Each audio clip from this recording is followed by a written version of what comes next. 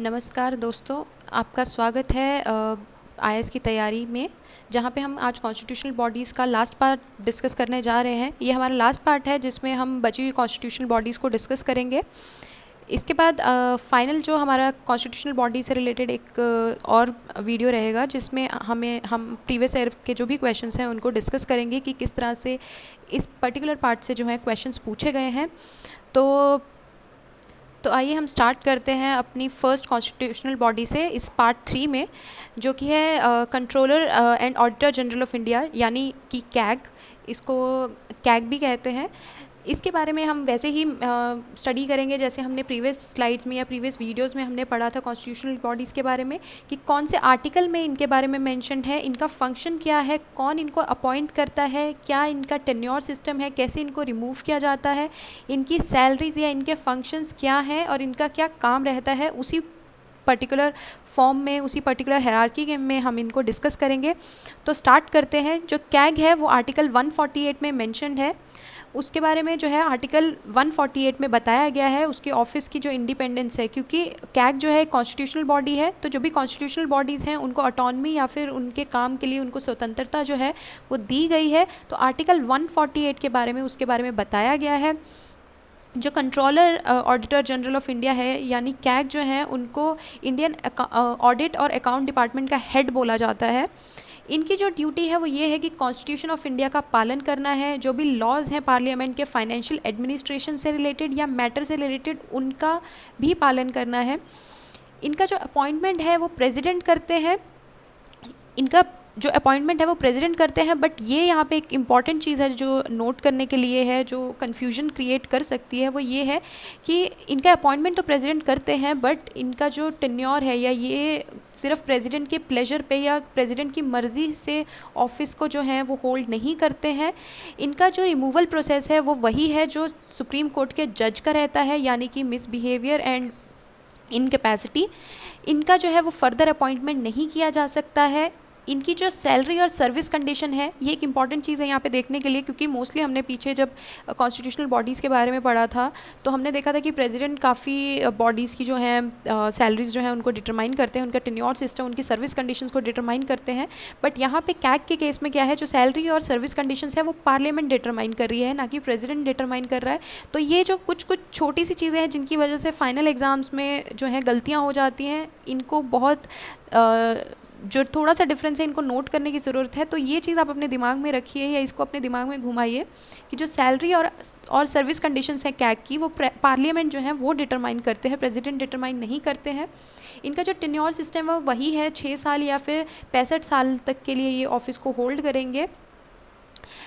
Next जो है, जो कैग का जो काम है वो ऑडिट का काम रहता है। जो भी अकाउंट्स हैं, कौन कौन से अकाउंट्स जो हैं वो ऑडिट करते हैं, यानी कि स्कोप ऑफ ऑडिटिंग क्या है, तो वो कंसोलिडेटेड फंड ऑफ इंडिया जो है उसको ऑडिट करते हैं, कंसोलिडेटेड फंड ऑफ स्टेट को ऑडिट करते हैं, कंटिजेंसी फंड ऑफ इंडिया को, कंटिजेंसी फंड ऑफ स्टेट को, पब्लिक फंड ऑफ इंडिया को and public fund of state को जो है वो ऑडिट करते हैं।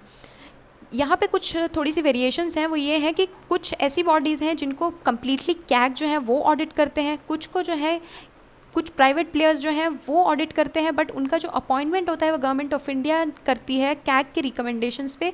और कुछ जो बॉडीज़ हैं उनका जो ऑडिट है वो सिर्फ प्राइवेट प्लेयर्स ही करते हैं। यहाँ पे मैंने मेंशन कर रखा है, बट फिर भी आपको एक बार मैं पढ़ के बता देती हूँ कि जब कम्प्लीटली जिन बॉडीज़ को कैग जो है वो ऑडिट करते हैं वो है Damodar valley corporation, ONGC, air India, Indian airlines, और ऐसे कुछ और कॉरपोरेशंस हैं जिनको कैग जो है सिर्फ कैग ही इनको ऑडिट करते हैं।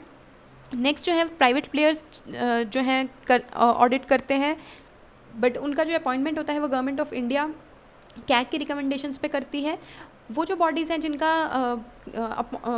ऑडिट जो है वो कैग करती है, प्राइवेट प्लेयर्स करते हैं कैग के अपॉइंटमेंट पे, वो सेंट्रल वेयर हाउसिंग कॉरपोरेशन है, इंडस्ट्रियल फाइनेंशियल कॉरपोरेशन है। ये दोनों बॉडीज़ ऐसी हैं जिनका जो ऑडिट है वो प्राइवेट प्लेयर्स करते हैं, बट उनका जो अपॉइंटमेंट होता है वो गवर्नमेंट ऑफ इंडिया ने किया होता है कैग के रिकमेंडेशंस पे। नेक्स्ट जो है वो प्राइवेट प्लेयर्स के बारे में है। प्राइवेट प्लेयर्स जिन बॉडीज़ को कम्प्लीटली प्राइवेट प्लेयर्स ऑडिट करते हैं वो है life insurance corporation, state bank of India, reserve bank of India and food corporation of India. तो ये जो है ये बहुत ही इंपॉर्टेंट पोर्शन है, यहाँ से प्रीलिम्स से क्वेश्चन पूछे जा सकते हैं, क्योंकि जैसे ये बॉडीज़ हैं एसबीआई, एलआईसी, आरबीआई, एफसीआई, ये है तो गवर्नमेंट की बॉडीज़, बट इनका जो ऑडिट होता है वो प्राइवेट प्लेयर्स करते हैं, कम्प्लीटली प्राइवेट प्लेयर्स करते हैं। तो यहाँ पे थोड़ा सा कन्फ्यूजन जो है वो फाइनल एग्जाम में हो सकता है। तो ये थोड़ा जो स्कोप ऑफ ऑडिटिंग है इसको आप ध्यान से पढ़ लीजिएगा। यहाँ पे एक और चीज़ जो है वो नोट करने वाली है कि जो कैग है वो लोकल बॉडीज़ का ऑडिटिंग नहीं करती है। वो लोकल बॉडी की ऑडिटिंग कर सकती है अगर प्रेसिडेंट या गवर्नर उनको ऐसा करने के लिए बोलें, अदरवाइज़ वो खुद से लोकल बॉडीज़ का ऑडिटिंग नहीं करते हैं। वो सिर्फ यूनियन का करेंगे और स्टेट का करेंगे, बट लोकल बॉडीज़ का नहीं करेंगे। जो इनका जो भी नेट प्रोसीड होते हैं टैक्सेस के या ड्यूटीज़ के, उनको रिकमेंड जो होता है वो हमें पता है कि फाइनेंस कमीशन करता है, क्योंकि हम पीछे पढ़ चुके हैं। बट उन रिकमेंडेशन को जो सर्टिफाई करना होता है वो कैग करता है, और इसका सर्टिफिकेशन जो होता है वो फाइनल होता है। मतलब आप उस पर चैलेंज नहीं कर सकते, कोई भी उस पर चैलेंज नहीं कर सकता। कैग जो है वो सिर्फ पार्लियामेंट को रिस्पॉन्सिबल होता है, प्रेसिडेंट को रिस्पॉन्सिबल नहीं होगा। ये एक इम्पॉर्टेंट टॉपिक है, इम्पॉर्टेंट पोर्शन है या फैक्ट है जो आपको दिमाग में रखना है, ठीक है। कैग जो है वो प्रॉपर्टी ऑडिट भी करता है, बट ये जो है वो डिस्क्रिशनरी है उसके पार्ट पे। और थोड़ा सा हम अगर देख लें कि बी आर अम्बेडकर ने कैग के बारे में क्या कहा था, उन्होंने ये कहा था कि कैग जो है बहुत ही इंपॉर्टेंट ऑफिस है, और जो है वो डेमोक्रेसी का जो है व्हील की तरह से काम करता है, डेमोक्रेसी को बचाने की तरीके से काम करता है।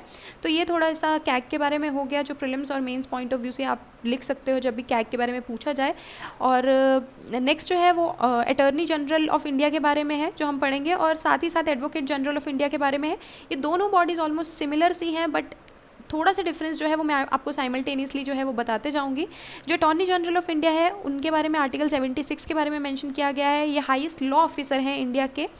इनका जो अपॉइंटमेंट है वो प्रेसिडेंट करते हैं, और ये जो है ये ऑफिस जो है वो प्रेसिडेंट के डिस्क्रिशन पे होल्ड करते हैं। मतलब जब तक प्रेसिडेंट चाहेंगे तब तक ये जो है उस ऑफिस को होल्ड करेंगे।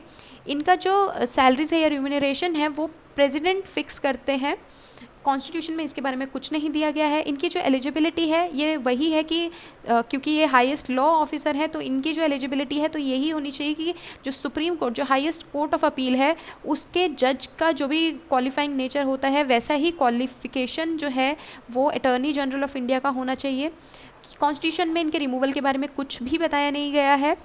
इन अटॉर्नी जनरल ऑफ इंडिया जो है ऑल्दो उनका अपॉइंटमेंट प्रेसिडेंट करती है, बट ये जो है रिज़ाइन कर देते हैं जब भी गवर्नमेंट या फिर जो हमारी कैबिनेट मिनिस्ट्री है, काउंसिल ऑफ मिनिस्टर्स है, वो रिज़ाइन करते हैं या रिप्लेस किए जाते हैं, क्योंकि उनकी ही एडवाइस पे जो है अपॉइंट किए जाते हैं। इसलिए जब गवर्नमेंट ऑफ इंडिया या फिर काउंसिल ऑफ मिनिस्टर या कैबिनेट मिनिस्टर, कुछ भी आप इनको बोल लीजिए, वो रिज़ाइन करते हैं तो साथ में अटॉर्नी जनरल ऑफ इंडिया जो है वो भी रिज़ाइन कर देते हैं।